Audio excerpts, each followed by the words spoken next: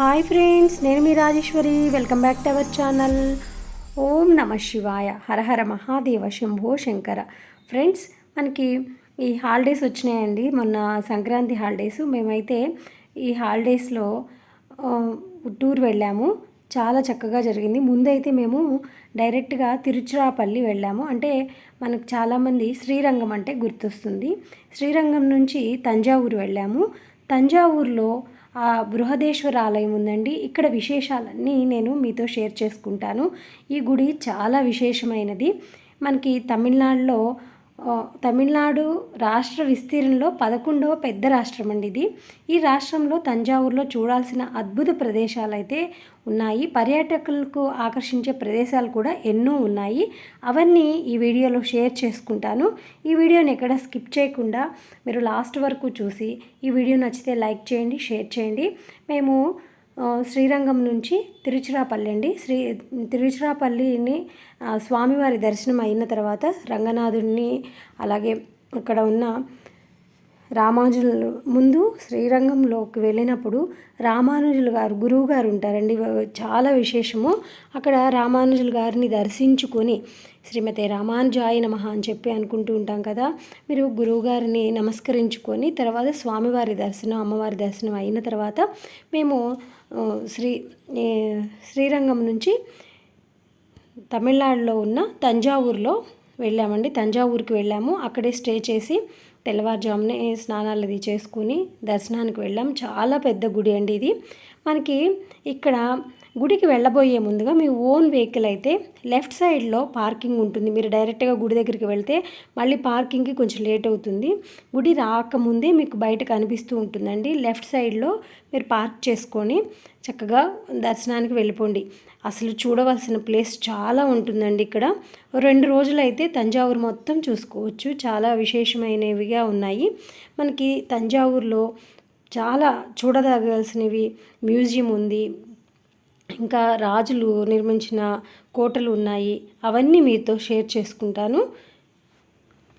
ఇది చెన్నై నుంచి సుమారు 320 కిలోమీటర్ల దూరంలో కావేరీ నదిపై తంజావూరు ఉందండి. చరిత్రకారులకు దొరకని పురాతన తమిళ గ్రంథాల ప్రకారం ఈ నగరం క్రీస్తు పూర్వం 3వ శతాబ్దానికి చెందిందని తెలుస్తుంది. అంతేకాదండి, తంజావూరులో ఎంతో ప్రాచీనమైన ఆలయాల్లో బృహదేశ్వర ఆలయం ఎంతో ముఖ్యమైనది. ఇది హిందూ దేవాలయాల్లో ఎంతో ప్రాచీనమైన దేవాలయం అండి. ఇది ఒక శివాలయం. దీనిని 11వ శతాబ్దంలో చోళులు నిర్మించారని చరిత్ర చెబుతుంది. ఈ దేవాలయం యునెస్కోచే ప్రపంచ వారసత్వ ప్రదేశంగా గుర్తించబడిందని చెప్తారండి. భారతదేశంలోని అతిపెద్ద దేవాలయంగా ఈ దేవాలయాన్ని పరిగణించబడుతుంది. రాజరాజ చోళులు కుమారుడు మొదటి రాజేంద్ర చోళుడు గంగైకొండ చోళపురంలో మరో బృహదేశ్వరాలయాన్ని నిర్మించాడు. ఈ ఆలయం చిన్నదైన అందులో శిల్పకళా రీతులు వంటి వాటిలో రెండింటి మధ్యలో పెద్ద తేడా ఏమీ లేదు. ఇతను తండ్రి కంటే ఘనుడు. తన సామ్రాజ్యాన్ని గంగా నది వరకు విస్తరించాడని, అందుకే ఆ ప్రాంతానికి గంగైకొండ చోళపురం అని పేరు పెట్టినట్లు చారిత్రక ఆధారం ఉందండి. ఈ ఆలయం తంజావూరులో బృహదేశ్వరాలయం కంటే విశాలమైనది. కానీ తన తండ్రి మీద గౌరవంతో ఆలయ శిఖరాన్ని కొంచెం చిన్నదిగా నిర్మించాడు. ఆలయంలోని శిల్పకళా రూపాలు చోళ శిల్పకళా రీతికి దర్పణాలుగా ఉంటాయండి.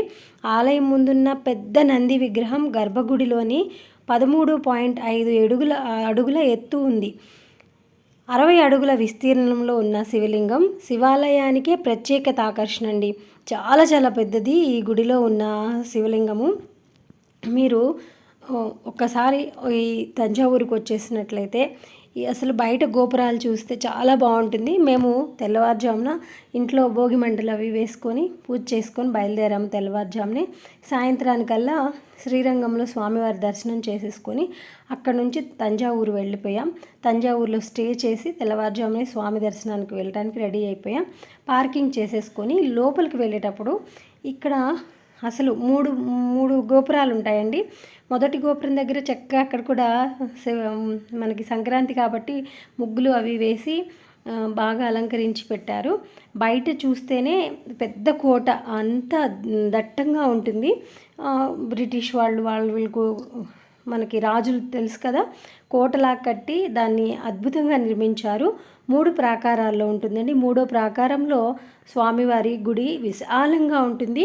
చుట్టుపక్కలన్నీ విష్ణుమూర్తి శిల్పము, ఇంకా గోపురం రాజేంద్ర ఆధ్వర్యంలో మనకి శివాలయమే కాదండి, ఇక్కడ విష్ణుమూర్తి కూడా ఉంటారు. శివకేశవులు ఇద్దరు కలిపి ఉన్న టెంపుల్ చాలా పెద్దది. మనకి భూదేవి సహిత విష్ణుమూర్తి శిల్పం, పార్వతీ సమేత శివుని శిల్పం, మార్కండేయుని చరిత్రను తెలిపే శిల్పాలు, ఇలా అనేక శిల్ప కళారీతులు ఆలయ శోభను ఇనుమడిస్తున్నాయండి. మనకి అంతఃపురం ఈ ఆలయానికి 1 కిలోమీటర్ దూరంలోనే ఉంది. ఒకప్పుడు ఇంతటి సువిశాల సామ్రాజ్యానికి కేంద్ర బిందువైన ఈ ప్రదేశం ఇప్పుడు ఒక కుగ్రామం మాత్రమే. ఈ నగరం చాలా ఎలా అంతరించిందో చరిత్రకు కూడా అంతుపట్టదండి. ఈ చుట్టుపక్కల ప్రాంతాల్లో ఇప్పటికీ తవ్వకాలలో అనేక శిల్పాలు బయటపడుతూ ఉంటాయని చెప్తూ ఉంటారు.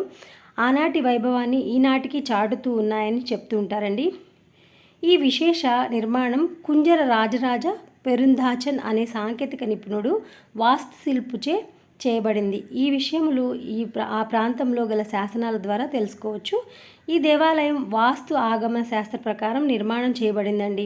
ఆలయ విగ్రహాలు వచ్చేసి ఈ దేవాలయం యొక్క ప్రధాన దైవం శివుడు. అన్ని దేవతల విగ్రహాలు కూడా బయటి గోడలపై ఉంటాయి. వాటిలో దక్షిణామూర్తి, సూర్యుడు, చంద్రుడు విగ్రహాలు పెద్దవి. ఈ దేవాలయం అష్టదిక్పాలకుల విగ్రహాలను కలిగిన అరుదైన దేవాలయాల్లో ఒకటండి. ఈ విగ్రహాలు ఇంద్రుడు, అగ్ని, యముడు, వరుణుడు, వాయువు, కుబేరుడు మరియు ఈశానుడు అనే అష్టదిక్పాలకులు ఈ విగ్రహాల జీవిత పరిమాణం గలవి, అనగా 6 అడుగుల ఎత్తు కలిగినవిగా చెబుతూ ఉంటాయి. ఆలయంలో దాగిన ఉన్న రహస్యాలు ఏంటో ఇప్పుడు తెలుసుకుందాం. 1000 సంవత్సరాలు ఆలయాలు దాదాపు పాడుబడిన స్థితిలో ఉంటాయి, కానీ ఈ ఆలయం మాత్రం 1000 సంవత్సరాల పైనే ఉందంటండి ఈ ఆలయం కట్టి. అయితే ఇప్పుడు కూడా చెక్కు చెదరకుండా అలానే ఉంది. అద్భుతంగా కొత్తగా నిర్మించినట్లు కనిపిస్తుందండి. అద్భుతంగా నిర్మించినట్లు కనిపించడంలో చాలా విశేషం ఉంది. అది ఏంటంటే భారతదేశంలో అతిపెద్ద శివలింగం ఉన్న శివాలయంగా ఈ ఆలయం చెప్పబడింది. ఈ ఆలయానికి 1000 సంవత్సరాల చరిత్ర ఉందని చెప్తారు. ఈ ఆలయంలో ఎన్నో చిక్కని రహస్యాలండి, వింతలు కూడా ఉన్నాయి. 13 అంతస్తులతో నిర్మితమైన ఈ ఆలయాన్ని నిర్మించడానికి ఎలాంటి ఉక్కు కానీ సిమెంట్ కానీ వాడలేదు. ఈ ఆలయం నిర్మాణం పూర్తిగా గ్రానైట్ రాయితో చేయబడింది. భారతదేశంలోనే ఎక్కడా లేని విధంగా 13 అంతస్తులు కలిగిన ఏకైక పురాతన క్షేత్రం అండి ఇది. ఇక్కడ శివలింగం ఎత్తు దాదాపు 3.7 మీటర్లు ఉంటుంది. నేను శివలింగాన్ని కూడా వీడియో తీశానండి. మామూలుగా అయితే తీయకూడదని నేను బయట ఆపేశాను వీడియోని. అయితే అందరూ ఫోన్లు పట్టుకొని మొత్తం లోపల కూడా చూపిస్తున్నారు కదా అని చెప్పి మన వాళ్ళు కూడా ఎవరైనా కొత్తగా వెళ్ళని వాళ్ళు, అలాగే కొత్తగా చూసేవాళ్ళు ఇక్కడే దర్శించుకుంటారు. అలాగే ఇది చూసి మీకు కూడా ఇంట్రెస్ట్ వచ్చి ఆ టెంపుల్కి వెళ్తారని మేము కూడా శివలింగాన్ని వీడియో తీశాను. చాలా చాలా పెద్ద శివలింగం అండి. అసలు బయట నుంచి చూస్తేనే శివలింగం బాగా కనిపిస్తుంది. మనకి టికెట్లు ఏమీ ఉండవు, డైరెక్ట్గా దర్శనానికి వెళ్ళిపోవచ్చు. మీరు దగ్గరగా చూడాలనుకుంటే అక్కడ స్వామివారికి పూజారికి అర్చకులకి ఒక్కొక్కరికి 200 ఇచ్చేస్తే మీరు లోపల దాకా తీసుకెళ్తారు. అంటే దగ్గరగానే వెళ్తాము, కానీ మనకి ఇంకా స్పెషల్గా అర్చన చేయించుకోవాలి అనుకున్న వాళ్ళు ఒక్కొక్కరికి 200 ఇచ్చేసి లోపలికి వెళ్తే మన పేరున అర్చన చేస్తారు. వాళ్ళు ప్రసాదాలు కూడా మనకి ఇస్తారండి. అందులో ఒక రుద్రాక్ష, విభూది, ఒక బుక్కు సంబంధించినవి అవన్నీ ఇస్తూ ఉంటారు. మీరు ఇంట్రెస్ట్ ఉన్న వాళ్ళు అక్కడ అర్చన కూడా చేయించుకోవచ్చు. ఇక ఈ ఆలయం అసలు ఎంత అద్భుతంగా ఉందంటే మాటల్లో చెప్పలేము. అసలు శిల్పకళలో అయితే అసలు ఎట్లా చేస్తారో అన్నట్లు ఉంటుందండి. మీరు కంపల్సరీగా తమిళనాడు వెళ్ళినప్పుడు ఈ తంజావూరుని దర్శించుకోండి. ఇక ఆలయ గోపుర కలశం వచ్చి 80 టన్నుల ఏకశిలతో నిర్మించిందండి. 80 టన్నులు అంటే మామూలా? అసలు ఎలాగా పెట్టారో కూడా తెలియదు. ఏనుగులతోటే అప్పుడు గ్రానైట్ తీసుకెళ్ళి నిర్మించారంటండి. ఏకశిలతో నిర్మించబడింది. అది ఒక విశేషం ఈ ఆలయానికి. ఎవరైనా భక్తులు ఈ ఆలయంలో మాట్లాడుకుంటే ఆ శబ్దాలు ఆలయంలో మళ్ళీ ప్రతిధ్వనించవు. మనము ఏదన్నా ఒక రూమ్లో కానీ ఎక్కడైనా సరే గట్టిగా మాట్లాడితే మనకి రీసౌండ్ వస్తుంది. అయితే ఈ గుడిలో ఆ రీసౌండ్ రాదు. అంతటి శబ్ద పరిజ్ఞానంతో ఆలయాన్ని నిర్మించారు. ఇక ఈ ఆలయంలో మరో విశిష్టత ఏంటంటే మిట్ట మధ్యాహ్న సమయంలో ఈ ఆలయ గోపురం నీడ ఎక్కడా పడదండి. గుడి నీడ కనపడిన ఆలయం గోపురం నీడ మాత్రం కనిపించదు. ఈ ఆలయం చుట్టూ ఉన్న రాతి తోరణాలతో 6 మిల్లీమీటర్ల కన్నా తక్కువ పరిమాణంలో ఉండే వంపుతో కూడిన రంధ్రాలు కనిపిస్తాయి. ఈ రంధ్రాలు ఎందుకు పెట్టారనే విషయం మాత్రం ఇప్పటికీ ఎవరికీ తెలియని ఒక రహస్యంగానే ఉంది. మనకి పునాది కూడా లేకుండా అంత చక్కగా ఈ గ్రానైట్తోనే మొత్తము గుడి 13 అంతస్తులతో కట్టారండి. ఎంతో అద్భుతమైన కట్టడము ఈ తంజావూరు గుడి. అలాగే ఇక్కడ మనము చూడవలసిన కొన్ని మరొక విశేషమైనవి ఉన్నవి. అవి ఏమిటంటే, మనము మామూలుగా తంజావూరు వెళ్ళినప్పుడు ఎక్కడో చోట ప్రతి ఒక్కరికి కూడా తంజావూరు చెక్క వీణలు బాగా ప్రసిద్ధి చెందిని. అలాగే ఇక్కడ బొమ్మలండి, తంజావూరు బొమ్మలు మీకు ఆడిస్తూ ఉంటాయి కదా, చాలా బాగా ఆడుతూ ఉంటాయి. అంటే ఆ బొమ్మ ఏంటంటే కింద పడినా కూడా మనము లేచి ఎలా నిలబడాలి అనేది ఈ బొమ్మను చూస్తే తెలుస్తుంది మనకి. ఇంకా ఈ